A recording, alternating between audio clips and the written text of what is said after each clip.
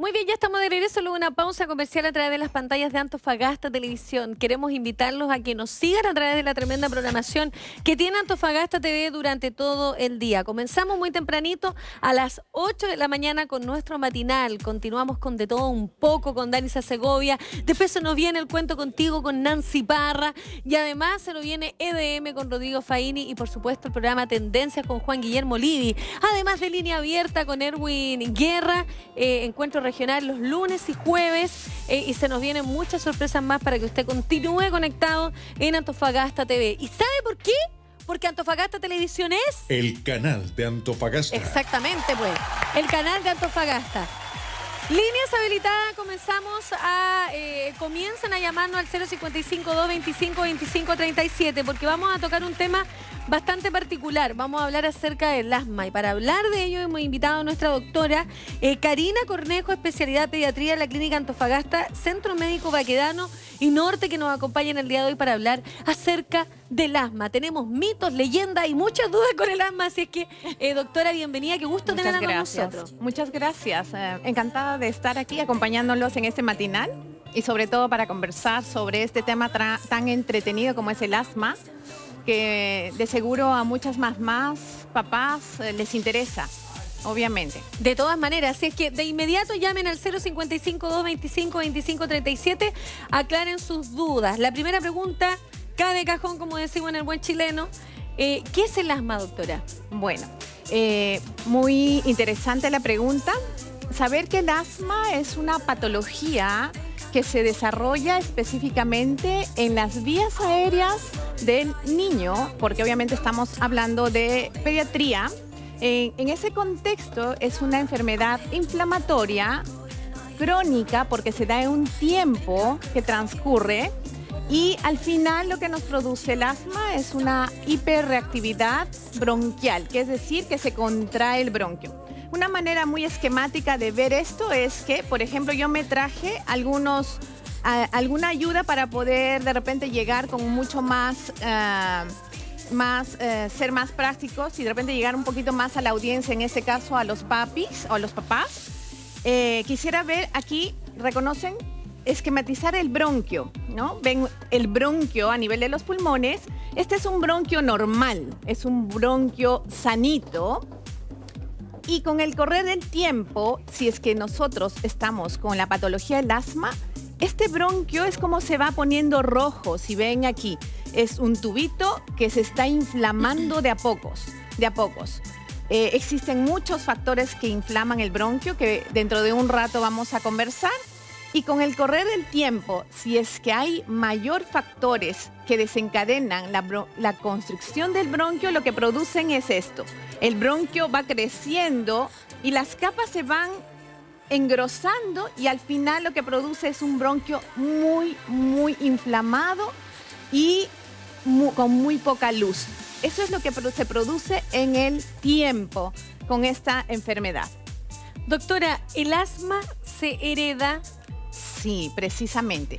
Existen estudios que afirman que hay una predisposición genética en que establece de que el asma en sí, ¿verdad?, es una enfermedad alérgica.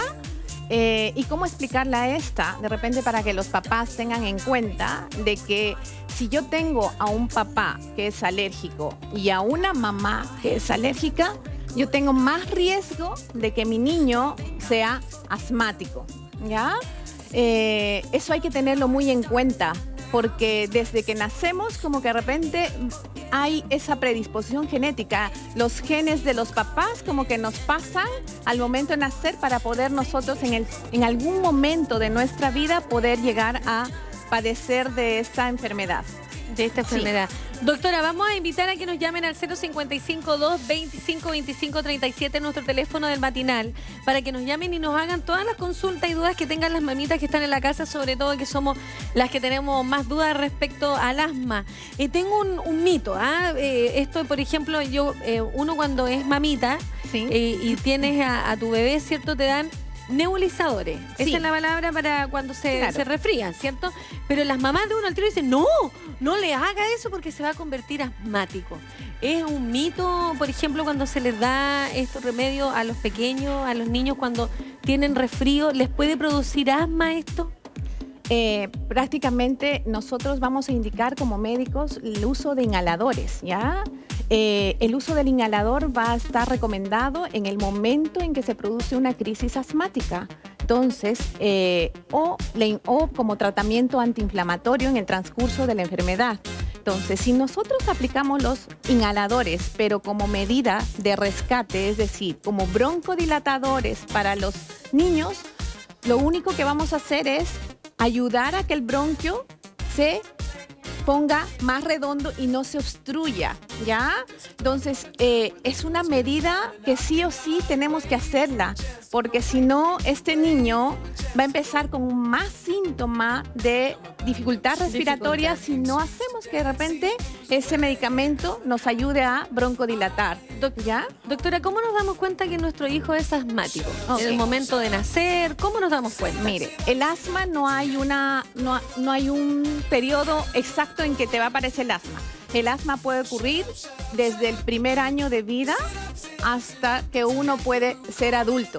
O sea, hay un tramo muy largo en que puede ocurrir el asma. Ya. No necesariamente es a tal edad me va a ocurrir el asma, no. Primer año de vida en adelante, uno puede tener asma. Y cuando de repente darnos cuenta de que un niño tiene asma, fundamentalmente porque presenta síntomas. ¿Y cuáles son estos síntomas? Fundamentalmente son 3 que podemos de repente rescatar dentro de lo que es la patología asmática. Primero, la tos. Y la tos no es cualquier tos. La tos tiene que ser una tos que esté dada de repente en el transcurso de la noche. Es una tos crónica y es una tos que de repente se presenta con el esfuerzo físico. Llámese, por ejemplo, el niño empieza a hacer actividad física y empieza a toser. Esas son las características de la tos. Otro es la disnea, que en términos mucho más prácticos es la dificultad respiratoria que tiene el niño. Cuando empieza de repente a tener como apremio, un poco de dificultad para respirar, es cuando de repente nosotros estamos viendo que de repente el bronquio se está obstruyendo y no permite que haya una salida del aire como deba ser. Entra aire pero no puede salir. Y el otro síntoma fundamental es el silbido, cuando el pechito empieza a sonar, ¿no? Las mamás dicen, oigo algún sonido extraño en el pechito. Claro, que hace como un sonido así como extraño, como un silbido, un silbido en el pechito. Entonces, como que eso ya me puede estar hablando de que hay una obstrucción bronquial. Sí. Doctora, antes de seguir conversando, tenemos una consulta a través de la línea telefónica, así que la vamos a responder. Hola, buenos días. Hola, buenos días. Hola, ¿cómo estás? Bien. Qué bueno. ¿Cuál es su nombre? Juan. Juan, bienvenido. Le presentamos a nuestra doctora Sí, la estoy viendo. para que le pueda hacer la consulta. Hágala Gracias. nomás. Mire, doctora, hola, ¿cómo está? Buenos días. Mire, la consulta mía es la siguiente. Yo toda la vida, yo tengo 68 años, Mira. ¿ya? Toda la vida he sido alérgico al polvo de habitación. Cualquier cosa donde hay polvo, yo estornudo. Pero, yo a la edad que tengo, yo por ejemplo salgo para afuera, troto, corro, hago ejercicio. Hace poco tiempo atrás, hace como menos 8 o 9 meses, me hizo usted de esfuerzo con el cardiólogo, no tengo problema. A futuro, puedo ser un asmático porque yo siempre ando estornudo, cualquier cosa estornudo cuando hay, sobre todo polvo.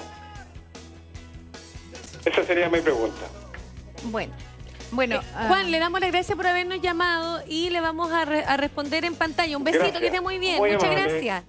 Doctora, adelante, respóndale nomás. Bueno, Juan, muchas gracias por su pregunta. En ese contexto que usted me habla, verdaderamente usted le dio en el clavo porque la patología del asma se desencadena, obviamente, con ciertos factores desencadenantes y dentro de ellos es, como usted dice, el polvo, Usted mencionó que cuando sale a correr temprano le causa un poco de tos.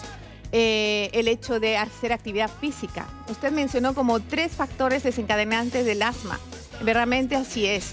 El polvo hay que evitarlo en lo posible. La actividad física, obviamente uno tiene que hacer actividad física, pero para eso hay que saberlo controlar, de repente usando algún tipo de medicamento antes de la actividad física. Y lo del frío, obviamente, estamos entrando en una temporada de frío y lo que hacemos de repente es salir temprano y enfrentarnos al frío de la mañanita. Entonces lo que tenemos que hacer es aprender a respirar por la nariz para que el aire que entre a los pulmones esté un poco más caliente, cosa que de repente no hacemos y lo que hacemos es respirar por la boca, entra el aire frío y lo que hace es más inflamar el pulmoncito y se contrae. Entonces, de repente, algunas medidas que de repente podemos tomar en cuenta para evitar que los bronquios se obstruyan y nos pueda producir estos síntomas de tos o molestias cuando estamos expuestos a estos factores. Pero el asma no se puede curar del todo, digamos. Yo no puedo sanar del asma si sigo una rutina, digamos, ¿no? No. Voy a estar expuesta siempre a que me dé algún... Sí, o sea, con el asma uno puede vivir pero de una manera controlada, con tratamiento. El asma no se cura lamentablemente porque tiene una connotación o una predisposición genética y hasta ahora no hay estudios que realmente hagan de que el tratamiento esté dirigido a eso, a lo genético. Estoy contra duda, doctora, porque también a las personas cuando se agitan mucho es como que les falta y los asmáticos sufren y empiezan y buscan sus inhaladores. Bueno, andan con ellos en la cartera, en todos lados. Yo he visto, más que todo he conocido mujeres asmáticas y es complicado cuando hacen hasta las cosas, se agitan un poco más y necesitan ellas un poco más de aire, digamos, ¿no? Sí, es efectivamente, incluso las emociones, pero no las emociones como tal producen asma, sino son las reacciones emocionales. Por ejemplo, el llanto, yo puedo llorar y puedo de repente entrar en una crisis asmática, o puedo reír exageradamente y entrar en una crisis asmática. Son las reacciones emocionales, más no las emociones, porque igual todo el mundo tiene derecho a emocionarse. Pero cuando de repente reaccionamos ante alguna situación llorando o de repente riéndonos en exageración, podemos llegar a que el bronquio se contraiga. Se contraiga. Sí. Doctora, tenemos un llamado, otra consulta a través de la línea telefónica 055-225-2537. Buenos días. Buenos días. Hola, buenos días. ¿Cuál es tu nombre? Marcos. Marcos, bienvenido a nuestro programa. Le presentamos a nuestra doctora, nuestra especialista. Consúltele nomás. Doctora, es la siguiente. Usted me está hablando del asma. ¿Es necesario el test cutáneo para ver el tipo de alergia? Porque usted me habla de asma y aparte me habla de alergia. Sí. Lo que tengo entendido, entre el asma y la alergia, se hace un test cutáneo. Para el niño, ¿también no estoy mal? ¿Le entendió, doctora? ¿Sí? Sí. ¿Tiene alguna consulta que hacerle? Marco, Marco. El test cutáneo se le hace a un niño para ver qué tipo de alergia tiene, ¿cierto? Sí. ¿Eso también deriva al asma? Correctamente. Es que hay que entender que el asma tiene una connotación alérgica, ¿ya? Disculpe, doctora. Mi consulta es la siguiente. Si el niño en el test cutáneo no demuestra ningún tipo de alergia, le dan inhaladores a amigos y no es asmático. Bueno, al escucho. Ok. Hay que tener en cuenta que para diagnosticar asma, no necesariamente, o el test cutáneo es una ayuda de diagnóstico, en primer lugar. El diagnóstico de asma lo tenemos que hacer de una manera clínica, es decir, una historia familiar, donde tenemos que hacer un interrogatorio un poco más preciso, un poco más sólido, no solamente al paciente, sino al niño. Ahora, este es el método mucho más fiable de poder diagnosticar a una persona asmática. Ahora, el test cutáneo sí, verdaderamente es un apoyo diagnóstico al asma, pero no me va a decir realmente si este paciente es asmático o no. Es una ayuda diagnóstica, sí. Y lo que hace el test cutáneo es ayudarme a ver si de repente el paciente tiene alergia a ciertos determinantes para poder en el tratamiento poder excluirlos para tener la medida más controladora de la enfermedad. ¿Me entiende? O sea, es un apoyo diagnóstico, pero no me dice si tiene o no tiene asma. O no tiene asma. No. Doctora, otra cosa antes de despedirla, por tiempo, digamos, el hecho de que, por ejemplo, hablábamos de que había ciertos factores emocionales que afectaban también a las personas asmáticas. ¿El clima les afecta también? Sí, el ¿También? clima es otro factor desencadenante del asma.